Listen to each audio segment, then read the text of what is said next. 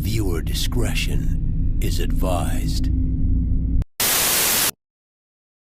Dan Gilbert is a former real estate agent that founded Rock Financial in 1985, which became Quicken Loans, which Gilbert purchased outright in 2002. He bought the Cavs in 2005 and was gifted LeBron James, with whom he has had a troubled on-again, off-again relationship with, in which Gilbert wrote a brooding, childish letter that claimed his LeBron-less Cavs would win a ring before the Heat did after Bron left him. Talk about your takebacks there. We're getting close to the end here. Let's remember the days before LeBron's mom just happened to drop him out of her uterus in Akron. Remember that time MJ also did this to you?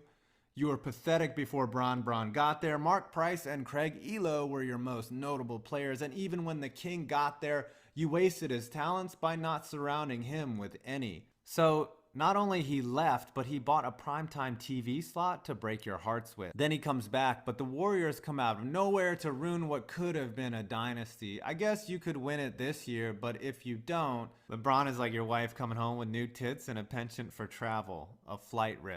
Dear Cleveland police, please help us. We are looking for our favorite son.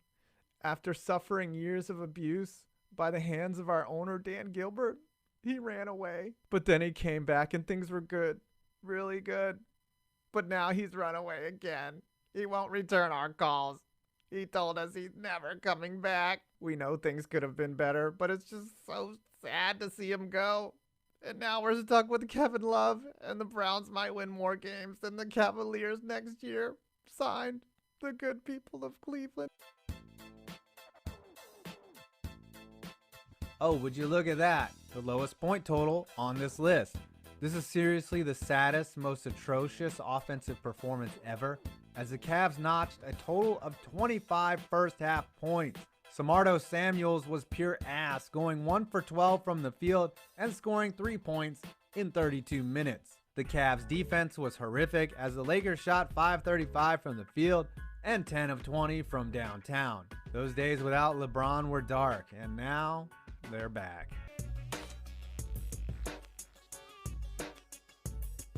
Moondog and his master, Sir CC. You'll notice one of MD's eyebrows is different. I'm not sure if this is the reason, but in 2012, David West accidentally hit Moondog in the eye and he had to go to the hospital. Someone call a wambulance. After this injury, LeBron would later punch Moondog in the gut by bolting to LA. You knew that was coming. You knew it. Once a place of joy, then sadness, then joy, and now sadness, the Q as it's known used to be Gund Arena, until Dan Gilbert bought the Cavs in 2005. Across the street is the Collision Bend Brewery, which served as a warehouse during the Civil War and now is a storage facility for all of Cleveland's tiers. Why are there rules in place when everybody ignores them? Minutes after the decision too, LeBron was on the phone with Kevin Love. He got a verbal commit from him and the trade for Wiggins was made. Though LeBron 100% tampered, no sanctions were issued because Adam Silver wouldn't want to fine his boss. You're gonna fuck this all up, aren't you? You're going to take a championship contender and gut it to the 7th circle of Dante's hell. The Cleveland Cavaliers are a team that I have been watching since last summer. The pieces were in place for a total collapse. One that would allow a team full of egos to become the next great shit show in the NBA. We are not even a year into my scouting and it is already starting to happen. I didn't think this would happen until the summer, but things moved very quickly in the sports world. Let's go back a few years to when the Cavs were at the height of their power. LeBron stunningly announced that he was coming home. They had made the finals 2 times in a row, but were about to lose in heartbreaking fashion again. Then a miracle happened. Cleveland overcame a 3-1 deficit against the Warriors. They had won. Do you understand the magnitude of what had happened? The city of Cleveland had finally been freed from the clutches of misery. They broke the curse. No longer would they rely on the Browns being one of the most incompetent organizations in football. No longer would they see the Indians constantly choke away most Octobers. Northeast Ohio had a champion to call their own again. The outpouring of support was one of the most beautiful things to witness. Hell, even the Browns were trying to latch onto it. Cleveland finally had hope in sports again. Nowadays, though, it almost seems to have been nothing more than a lucid dream. Fast forward another year where the Cavs were bitch slapped to reality in the NBA Finals against the Warriors yet again. Things needed to be done this offseason. Cleveland needs more reinforcement. This is going to be the all-in year. LeBron isn't getting any younger and is content with playing things out year to year instead of locking in a long-term deal. Who knows when he chooses to pull the plug? The Cavaliers live and die by this man. Through thick and thin, the organization has fused together with one name, LeBron. A man who merely returned to Cleveland out of childhood ambition. A man whose hubris stretches the entire length of Ohio. A man who took all of the goodwill he built up in his home city during his career and pissed on it by announcing his free agency decision on fucking national television. Dealing with LeBron is a two-headed monster. He is the guy that is carrying Cleveland to relevance. He is also the main catalyst that is killing the franchise. Remember what I said about LeBron and his massive ego? It extends throughout the organization. There's LeBron, the de facto head coach, in which the organization installs a puppet not unlike the head of Manchuria during the Japanese Empire. Everything on the court goes through LeBron. A head coach cannot make a true mark wherever he is because, let's face it, LeBron is the show. Nothing can outshine him. When a coach gets in his way and wants to make a difference, he will be unpersoned. There will be neither quarter nor mercy for those that defy the great LeBron. If Tyronn Lue tries any funny business that keeps the ball away from LeBron, it will surely be off with his head. Thus leads us to LeBron the GM. The influence of King James is also felt off the court as well. Have you ever wondered why James Jones had a job in the NBA for years despite having no qualifications to be on the court? Well, it's because he was buddy-buddy with LeBron. Most positions on the Cavaliers don't have anything to do with scheme fit or athleticism or even cost control. It has to do with whether or not LeBron likes them. Guys that would be better off walking, like Iman Shumpert, Tristan Thompson, and J.R. Smith, are re-signed for far too much money because of the will of LeBron. If you're a guy like Dion Waiters who hogs the ball too much for LeBron's liking, you can be exiled to Oklahoma City. The future of the Cavs does not matter. What matters is now. LeBron wants pieces to help him. They have Kevin Love and Kyrie Irving, but Cleveland needs more. Paul George and Eric Bledsoe are the pieces they look for. They are outstanding players who will help the Cavs to another championship. Only problem was that those trades never actually materialized. Paul George was sent off to the Thunder for their all-in run. Eric Bledsoe, even after being pissed off enough to defect from the Suns, was traded to Milwaukee. LeBron was absolutely furious at this revelation. The Cavs had failed him. What they did get, however, were a wave of old men. They brought in crystallized fossil Dwayne Wade to appease LeBron's friend quota. The geriatric depth continued as they recruited Jose Calderon and Jeff Green. And the piece de resistance. D-Rose? Oh no, he got injured again. Who could have seen this coming? But it's not a big deal, you say. The core is still intact. Kyrie Irving will be in Cleveland for a long time too. He's demanding a trade because he wants to be the guy instead of LeBron's shadow. Yet. Well, at least we can get some sort of value for him. Kyrie will be sent to Boston for some nice pieces in Isaiah Thomas, Jay Crowder, and Billy King's first-round pick in 2018. Isaiah Thomas had hip surgery in the offseason. They're gonna need more convincing, Celtics. By God, EA Sports games mirror real life more than I can imagine. Even if the offseason was a disaster by Cleveland standards, they should be all but a shoo-in for Eastern Conference champion. The good news is that they succeeded in this endeavor.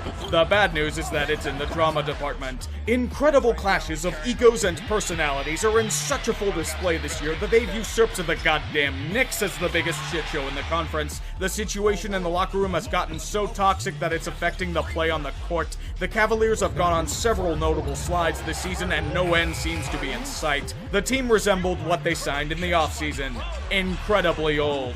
Nobody plays defense. Literally nobody. When this issue isn't solely due to J.R. Smith, there is a massive problem. This team is too good for any sort of defensive responsibility. They can just sit and watch as LeBron bails out this godforsaken squad with his talent. It doesn't matter that the Cavs have one of the highest payrolls in the NBA and are paying a hefty luxury tax. The land isn't good enough to be defended. What has also fallen short are the trade returns for Kyrie. Jay Crowder went from promising swingman to a total liability on the court. Ante Džižić has barely seen the court for the Cavs. Isaiah Thomas, however, was supposed to be the piece. He looks to be a guy that hasn't fully recovered from hip surgery. He's not getting the rock like he was last year. He looks to be a shell of what he was in Boston. Even then, he's a terrible fit on the squad, a leader on a team that didn't need one. Who knows if this is his real form moving forward, but even he has criticized the team for giving zero fucks on the court. Funny how he criticizes team defense when he's one of the worst defensive guards in the league. Let's see how Kyrie is doing in Boston.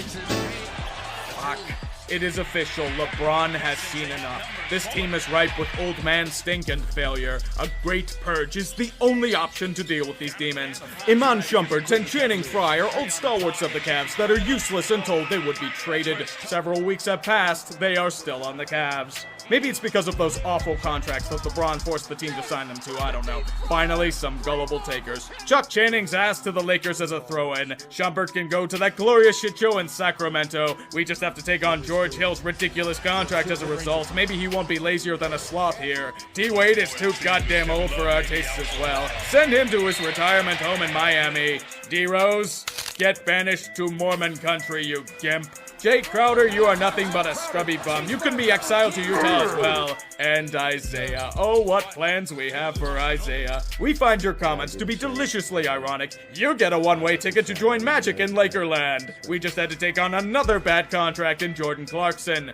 Goddamn midgets. This year is supposed to be the big hurrah, the proving that their championship wasn't just a fluke. The Cavs were here to stay. As a result of LeBron's hubris, things may have gotten significantly worse over the past year. Even crazier, this has the potential to get worse. LeBron, king of the ego, has a chance to opt out and escape this shit show with a golden parachute in the offseason. Signs are pointing to him being interested in potential suitors like the Lakers, and he could very well sink Cleveland hopes and dreams into Lake Erie again. The Cavaliers have gone on hand and foot to please LeBron and shower him with everything he wants. Despite it, this may not be enough to prevent the inevitable. If LeBron leaves, the Cavaliers are absolutely fucked. They already have $95 million of next season's payroll invested in Kyle Korver, Kevin Love, George Hill, J.R. Smith, Jordan Clarkson, and Tristan Thompson. If LeBron chooses to kick the can and stay, they're tens of millions of dollars over the cap and the land is hemorrhaging money. And new acquisition Rodney Hood is going to want a pay raise. Plus 4 more players.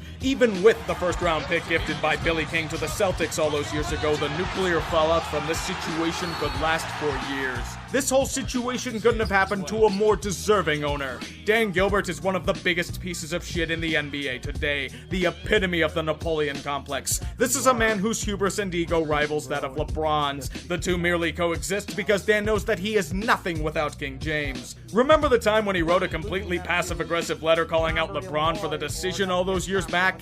This is the kind of guy Cleveland is dealing with. A man who lowballed GM David Griffin to the point where he just picked up his belongings and fled off to unemployment. Talk about loyalty, yeah? Or can we point to the time when he nearly brought in a completely unqualified Chauncey Billups to become president of basketball operations? Only for Billups to back down from consideration thanks to an insulting offer made by Gilbert. Kobe Altman is now the GM that is going to be holding all of the shit at the end of the day. A part of me feels for this man. He's getting yelled at by Dan Gilbert for being well over the cap line, forcing the team into the red thanks to the luxury tax. He's getting yelled at by LeBron because he's not doing enough to get the stars to satiate his ego. He's going to be yelled at by the fans who don't know any better if the team falls into total disarray in the near future. LeBron can leave with no damage. Dan Gilbert might be looking to sell the team so he can leave with no damage. Somebody has to pay the bill. It will most likely be Altman. The Cavaliers are turning back into the burning Cuyahoga once again. The only difference is that they have a shiny trophy to clutch onto as the flames consume them. Let me get some marshmallows. I want to roast them on this fire.